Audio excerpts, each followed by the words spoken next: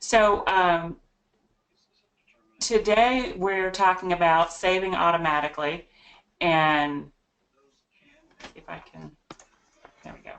So that's relating to direct deposit, and that's the primary thing that we think of when we talk about saving automatically. But I'm going to go into direct deposit, and then kind of a variation on that is split deposit, electronic payments. And even though we're talking about saving, I'm going to explain how that fits in, and so that might be useful to your clients as well. And then just some other little nuggets. So those last two bullet points, I might show you something that you didn't already know. Okay, great. So that's the plan. So on direct deposit, so we know what this is already. It's electronic payment when someone is paying you. And some misconceptions about direct deposit is people don't realize that it can go to a checking account or a savings account. A lot of people think you have to have a checking account, but it can go to either one. And then a common question is, well, how quickly can I access my money?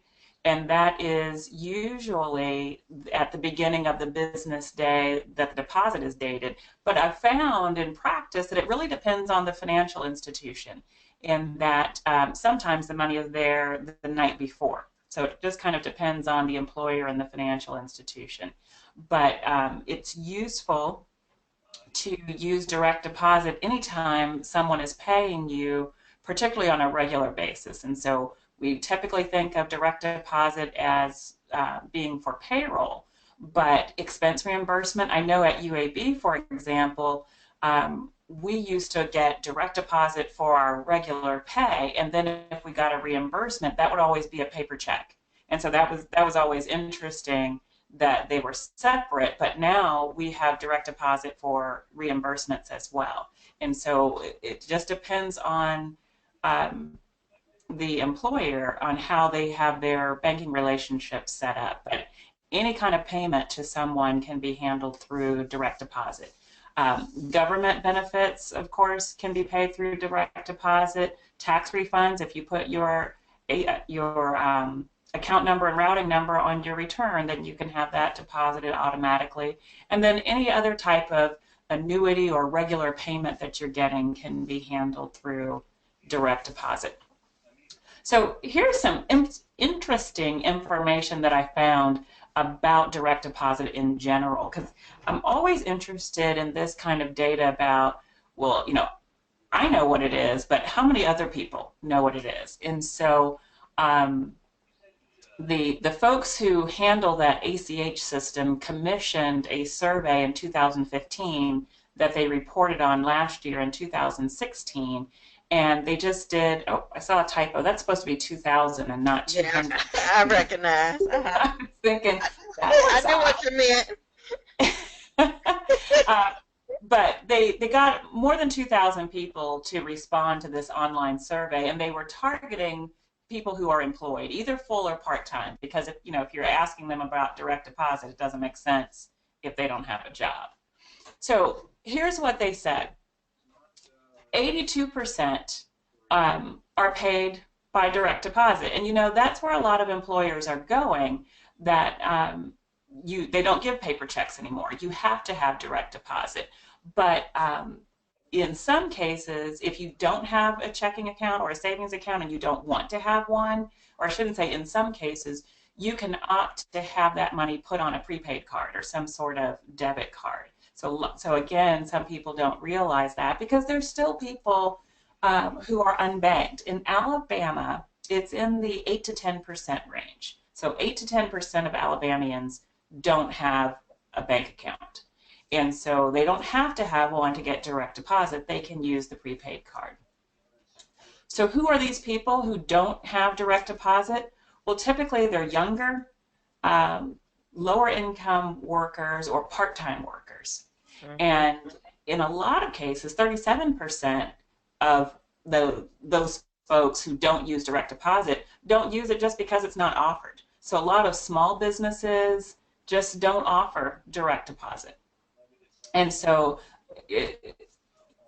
kind of following up on that, those folks who aren't offered direct deposit typically aren't as satisfied with their employer in terms of the payroll options that they have. Kind of one of the downsides of working for a small company.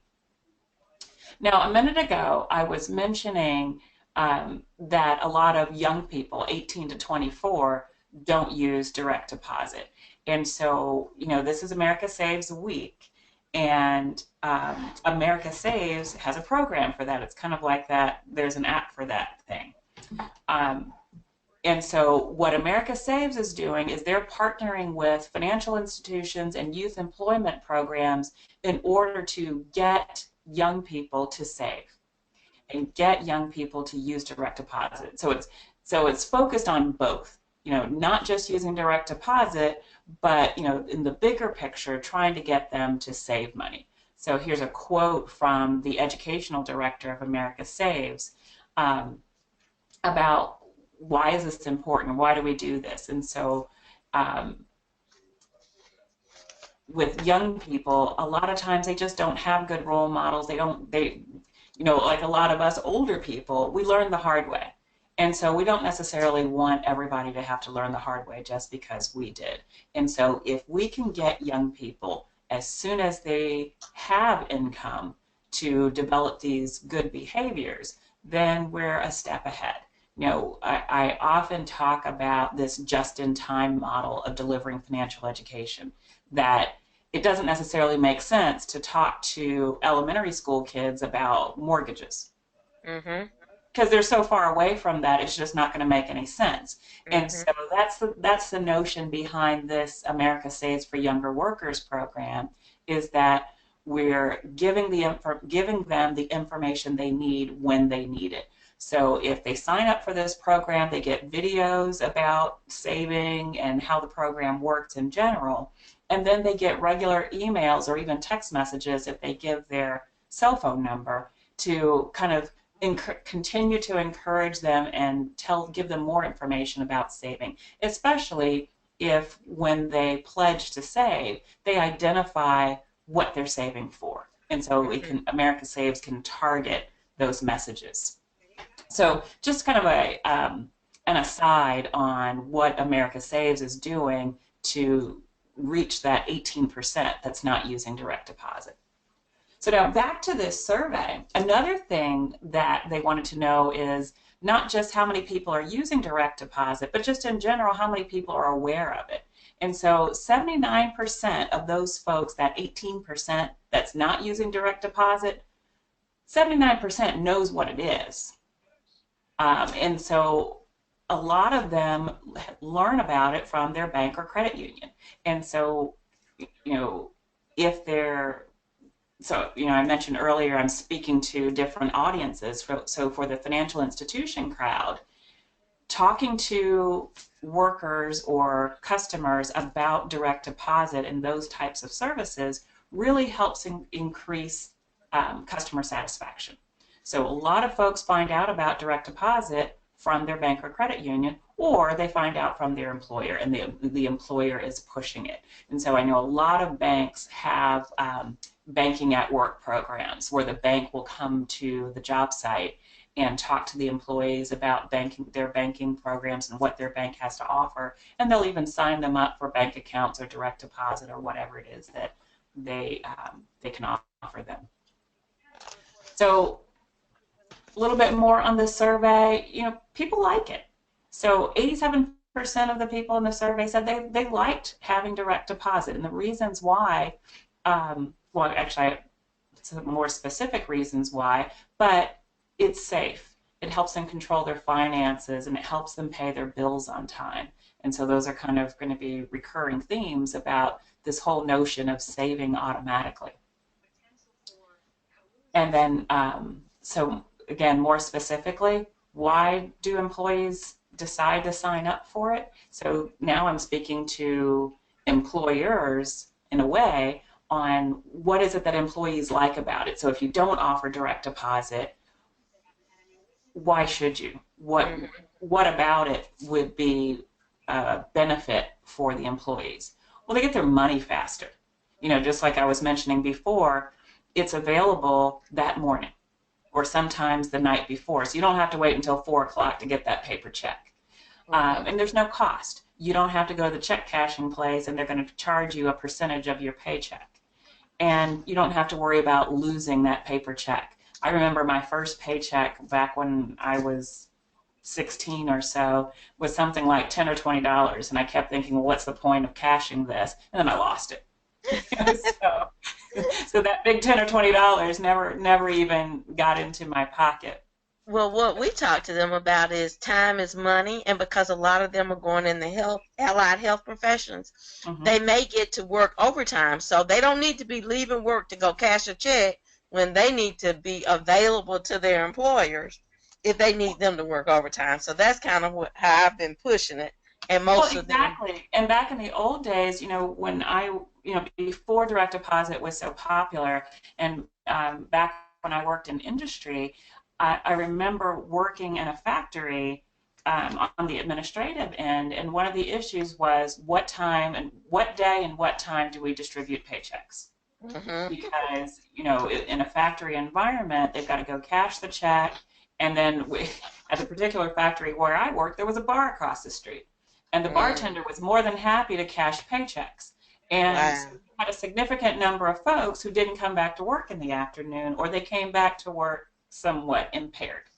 And so Mhm. from an employer standpoint, it's much easier, like you were saying, you don't lose time off of work, so you don't lose productivity because your workers are going to cash checks. And if they can just automatically have it in the deposit, they're less likely to go and blow that money or go to the bar or whatever else that's going to keep them from being productive. And also just from their perspective, hinder them in some way. Mhm. So now let's move on from direct deposit to split deposit. So this is really just a subcategory of direct deposit. But what was interesting, and I didn't realize this, direct deposit makes split deposit happen. Split deposit just means that when I have my pay automatically deposited, I don't have it just go into one account. I split it across accounts. And so Mhm. ideally, what we want to coach people to do is have a portion. I guess the best way to think about it is, remember we always say pay yourself first.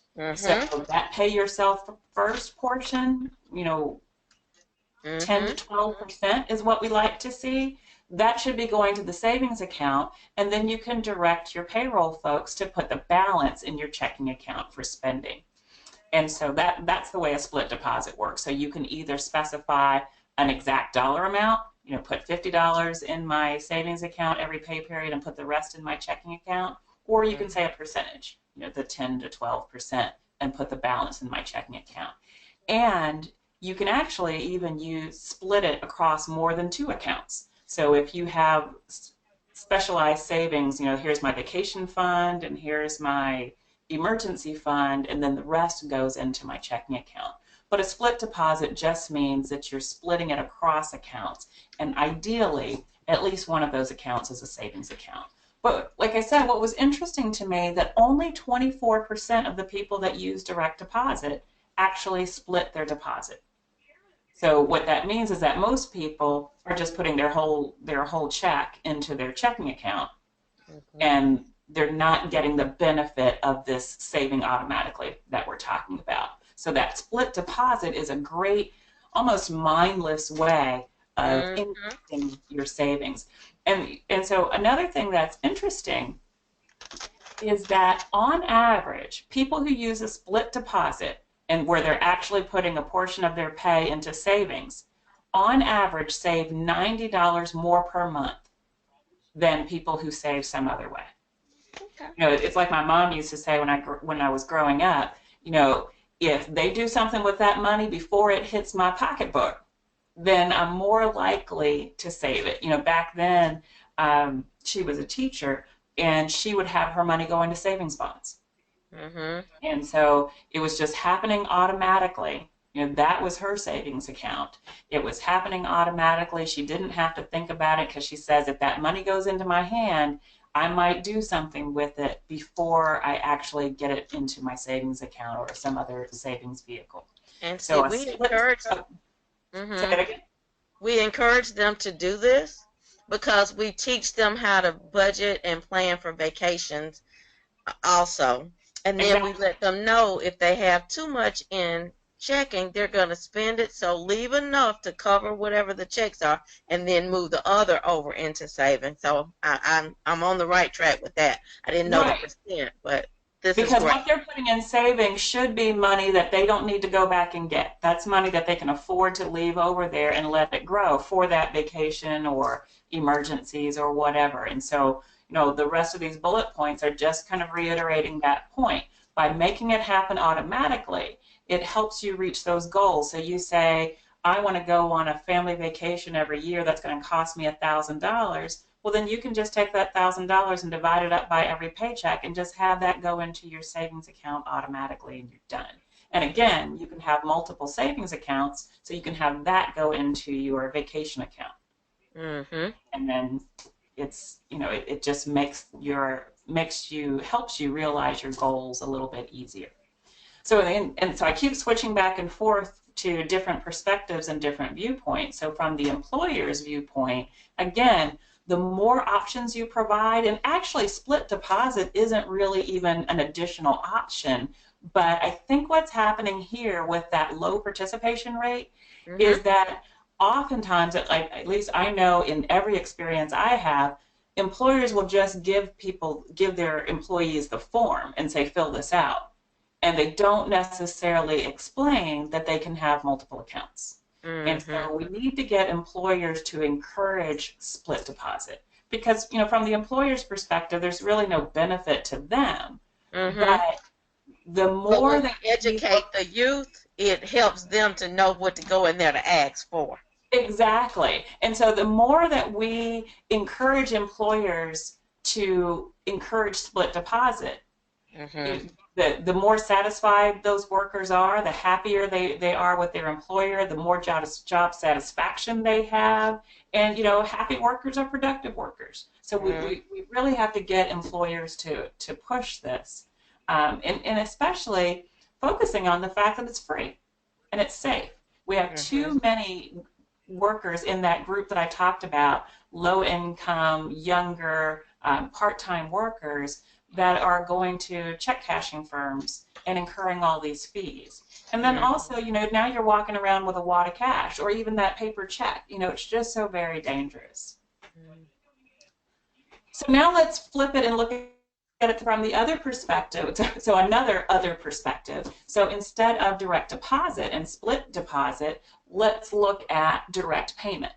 And so this may sound in the beginning like a little bit of a departure from this notion of saving automatically, but I'm going to circle back around.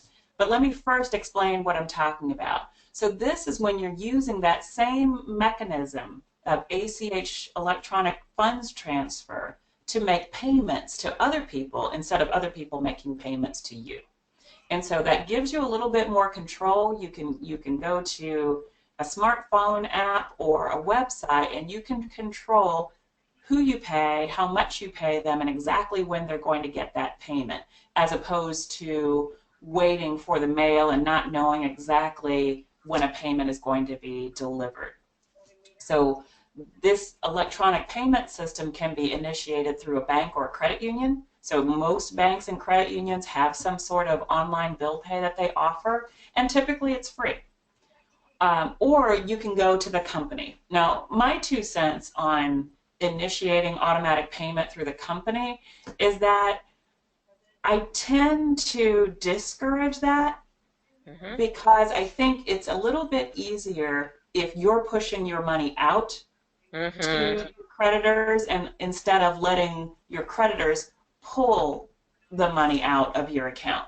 Mhm. Um, it's easy to forget that you've got something coming out automatically. You lose that control. The whole idea behind direct payment is that you can control it. So if Mhm. I've told um, my car loan people that they can take $100 out of my checking account every month, when I don't have $100, it's a little bit harder to stop that payment. It's a Mhm. little bit easier for them to make a mistake. I just don't have as much control. That's really the bottom line. But the point is that with direct to payment, it can be initiated direct payment. it can be initiated on either side. I can initiate it or my creditor can initiate it. But you have more control if you initiate the payment. And so just like direct deposit, it's very secure. You can use a checking account or a savings account, and the money just gets transferred electronically. So when I need to work myself back from direct payment to what this has to do with savings. Well, if you can automate your finances in general as much as possible, you'll see that over time that's going to help you generate better habits, and good habits save you money when it comes to personal finances. For example, just talking about the benefits of direct payment as we're easing into how this saves us money. One benefit is it guarantees that your money gets there on time because you don't have to worry about the mail. I see all these stories on the news about rogue mail carriers who throw their mail bags in a ditch somewhere, and I always worry, oh, is that my light, gas, and water bill or something like that that's in that pile. So you don't have those worries with direct payment because everything is happening electronically. And so that helps you build up a history of on-time payments. And I put this graphic here because 35% of your credit score comes from your payment history. So if you're paying things electronically, you don't have to worry that you forgot to pay it or there was a slowdown in the mail, especially if you make those payments happen on a recurring basis. So I know that my car payment is due the first of the month. I just tell my bank on the first of every month, send these people $100. So now I know that that payment's going to be on time. If you've had trouble in the past remembering things in terms of getting bills paid on time, that should give you a huge boost in your credit score. And also the transactions are secure. So again, you don't have to worry about your check getting intercepted in the mail. So now, how does that help you save? Well, you don't have to buy stamps, and stamps keep getting more and more expensive. That sounds trivial, but over time it adds up. Trips to the post office and the mailbox. Technically, that doesn't really cost you a lot of money, but it's time. And time is money. So it's just like having to go cash your paycheck, saving that time. This is saving time as well because you don't have to go to the post office. And then, I know so many people who have carried a bill around with them for days and days and just forgot about it. And then, you had the money, you had every intention to pay, but because you forgot about it, now you get late fees, and you could get an over the limit fee and whatever other kind of fee related to not paying that bill on time. So just the peace of mind is a huge benefit by itself. But the fact that you don't have to worry about incurring those fees if you have it done automatically, that saves you money. And then circling back to credit, paying your payment history has the highest impact on your credit score. And so now if you're paying your bills automatically, then that's 35% of your credit score. That should be, pretty solid. And so having a high credit score will give you lower interest rates when you're borrowing, and so that too saves you money. Oops. Okay. So we talked about direct deposit, we talked about split deposit, and then we talked about direct payment. So those are really the main things that we think about when we talk about saving automatically. It's really about direct deposit. But I wanted to get creative because, as we already know from the survey, 82% of workers in the U.S. use direct deposit, and 79% who don't use it know about it. So it's safe to say that most folks know what direct deposit is. But there are other ways to save automatically, and so this is where I was saying you might not know about some of these, and so I wanted to share those. Another way to save automatically, if you don't want to have the money taken out of your paycheck directly and put into a savings account, you can just go to the bank and say, every month, just move this much money from my checking to my savings. So let's say, for example, you just don't have regular income. You don't know what your check is going to be or when it's going to come, or you don't have regular income. You just have a whole lot of money for whatever reason in one account. And so you can just go to your bank and tell them to transfer it automatically. or some banks will let you just set that up online. So that's one way, another way to save automatically. I've got my pig over in the corner, and you notice my pig is wearing nerd glasses. It's because he's a smart pig. And so there's a website that I love called Smarty Pig. Yeah, I And get those emails I think that's every week they come in. okay, so Smarty Pig I really like because it's another way to save automatically. But at Smarty Pig, they also give you some more tools. And so what you do on Smarty Pig, and this is why I like it, it's more comprehensive than just saving, because you go in and you set goals and you say, I want to buy a flat screen television. And so that's my financial goal. And so that means if it's a financial goal, there's some dollar amount tied to it. And you say, that's going to be $1,000. So you say, I need to save $1,000 for this flat screen television. And then you figure out, because our SMART goals are time bound, that's the T in SMART. So you figure out when it is that you want to buy that television. And so then Smarty Pig helps you with the math to figure out, based on how much you're trying to save, how long you have to save, and interest rates, how much you need to save each month or each week or whatever it is that you want to do. And then you can authorize Smarty Pig to take that money out of your checking account or whatever account you specify and move it into a Smarty Pig account. One thing about that, because then you say, well, that's the same as the first option. For some of us, it's useful to save at a different bank than you normally pay your bills, because it's a little bit harder to access. That if it's further away, this is really important money that I don't want to touch. It's all about whatever works for you. So at any rate, so Smarty Pig helps you set those goals and then figure out your action plan. So the action plan is, how much do I need to save on a regular basis or transfer on a regular basis?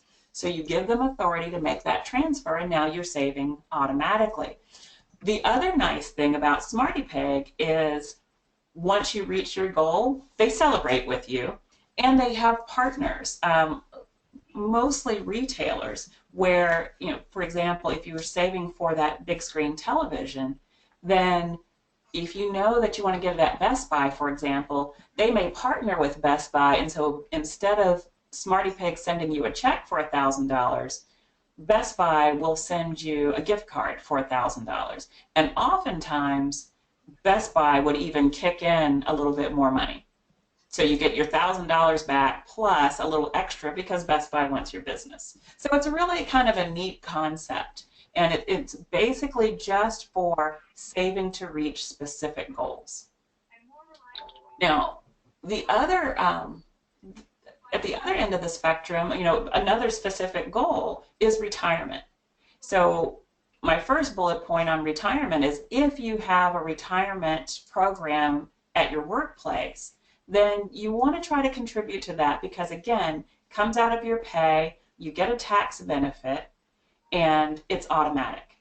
And if that retirement program is one where the employer matches you, then that's free money on top of what your money earns. So you want to contribute at least enough to get all of that free money. And so that's something that you'd have to talk to your HR folks about. But now, there are a whole lot of folks, especially in Alabama, I've found from the research, that don't work at a place where their employer offers a retirement account. And so for those folks, let me show you this MyRA video. This is through the Treasury Department. I remember when that came out.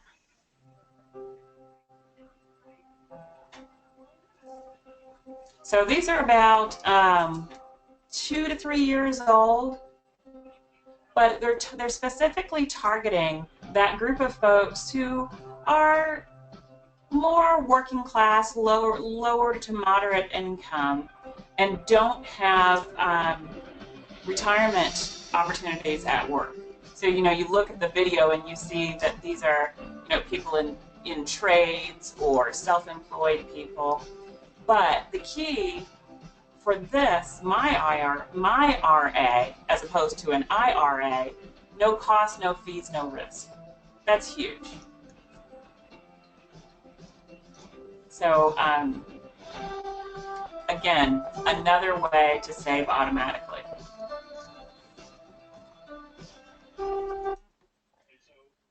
See, we always tell them to get in the 401k and get the match, so put up to the 6% or whatever. But I need to start adding these videos into my talks. And they have, MyRA has a couple of other ones that you can use too. You can go to their website or go to YouTube and Google. You have to Google or search for myra.gov. If you just put myra, you'll get all kinds of weird things. So here's my last nugget. And so we're way ahead of time, but I didn't have a whole lot that I wanted to cover, and I wanted to kind of keep it simple. When I give talks about saving, inevitably somebody wants to know about investing. And so investing is that next step. So saving is more short term and investing is more long term. And so when I talk to clients or whomever, you're not ready for investing until you've covered savings. You've got an emergency fund. You're paying your bills and all those things. But when you're ready to make that next step, there are some nice baby steps around to get people into investing. And so the whole idea is this same theme that we've been on for this whole talk about making it automatic. So I'm going to play this Clark Howard video and then talk about these links I've got over to the side. Okay.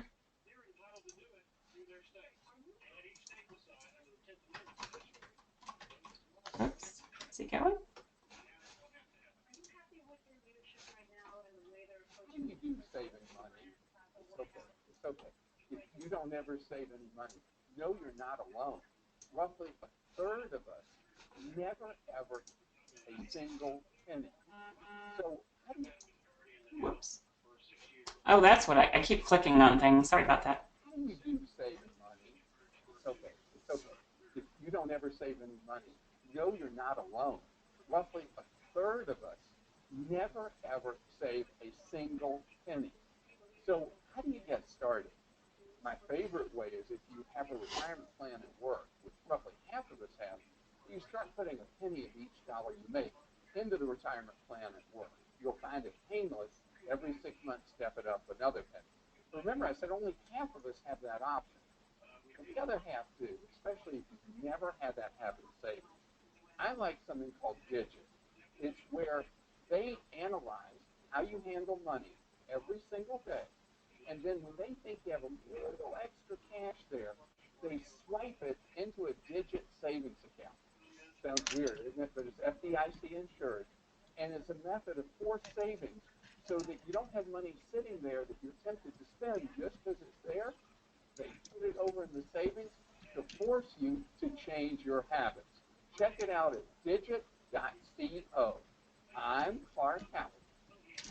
So actually, Digit really fits more into the savings category because they're just putting it into a savings account. But I grouped these three together because they all pretty much work the same way. You connect them to your bank account, and with Digit, they say they have this proven algorithm where they analyze your spending patterns, and just as Clark Howard said, they know somehow when you have extra money that you're not even going to miss. And their guarantee is that if you bounce a check because they took money out, then they'll cover all of your fees. But all they do is that once they figure out your spending pattern, they know how much money you can afford to save on a regular basis, and they just move it out into a savings account. So with Digit, it's automatic saving.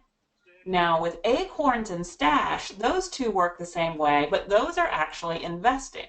So with those two, they don't have the algorithm that Digit does where they're analyzing your spending. What they do is it's kind of like that program that Bank of America had some years back where they round up the change. Mm-hmm. They round up your transactions, and I know more about Acorns than Stash, but Stash roughly works the same way. They round up your transactions to the next whole dollar, And then periodically they move that into an investment account. So it's not just a savings account. You are invested in a portfolio. So you go in when you set up the account and you answer some questions about how much risk you can handle. And so that lets them know which portfolio to put you in. So do they put you in something safe where you're not necessarily going to make as much money, but you don't lose as much? Or are you ready to really take on a lot of risk, being prepared that you might have some losses? And so Acorns and Stash then are investment accounts. And you always have the option to just tell them, move $5 or $10 or whatever it is from my checking account into my Acorns account or into my Stash account. And if you refer people, like with Acorns, I know for sure, for every referral that you make and that person actually opens an account, you get $5 into your account. Cool. So, but now remember, unlike Digit, Digit is a savings account, so it's at a bank and it's FDIC insured. Acorns and Stash are investments accounts. So you have a lot more variability. You can lose money. But if you want to try out investing at a very low level, that's why they call it micro investing, those are ways to start. So and all of these have smartphone apps. So you can put it on your phone and you can track your investments, look at what your portfolio is doing, or look at what your Digit savings account is doing, and always kind of have updates on what's going on. But all of this is tied to this notion of making it automatic. What I like about the micro investing is, you don't even think about it. These are designed for people who say, I don't have enough money to save. Mm-hmm. So as opposed to someone who says, I'm going to automatically put $25 a week from my checking to my savings, or automatically taken out of my paycheck and put into my savings. These are going out and finding how much money you have to save. So these are for the doubters who say, I can't save any money. All of my money is tied up with my spending habits. So that was the one where I thought you might not know about this one, and that's something fun. But this isn't for, the newbies. This is for people who are ready to take the next step. They've got a strong foundation, and they're ready to start putting a toe in the water with investment accounts. And also, I should say, with all three of these, if ever you decide, hey, I need that money that's in my Acorns account, maybe Digit didn't make me bounce a check, but my car just broke down and I need $100. If you have the smartphone app, it's just a matter of a couple of clicks and you can get all that money right back in your checking account.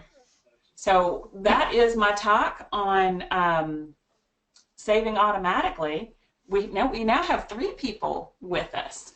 Any questions for me?